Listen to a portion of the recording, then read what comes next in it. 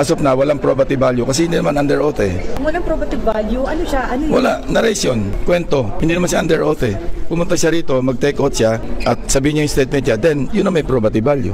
Eto na nga, isa sa mga reaction ay eto pong si Pinky. Etong si Ping Lacson. Ping Lacson, alam mo, kahit pilit ninyong, sabi nga ni Marcoleta, anong drama ba yan? Yung pag-alis-alis mo pa sa Blue Ribbon, tapos babalik ka rin naman pala. Oh. Tapos, di ba, meron pang balita na supposedly mag-zoom etong si Saldico, tapos biglang nawala. Ay, sabihin, biglang hindi na daw kasi bla bla bla. So, naglabas na lang si Saldico ng kanyang statement. Hindi, kasi eto during the Senate, marami silang gustong pasabugin. Yung lalo na doon kay Alcantara, ang dami nilang gustong pasabugin. Kaya lang, sabog na sabog sa social media yung statement ni Saldico. So, naging walang kwenta yung Blue Ribbon kanina. Hindi nga tinanong yung mga topic doon kanina sa loob ng Blue Ribbon, ang tinanong kay Saldico. So, ito, pinipilit na naman nilang walang kwenta daw yung dahil hindi daw under oath.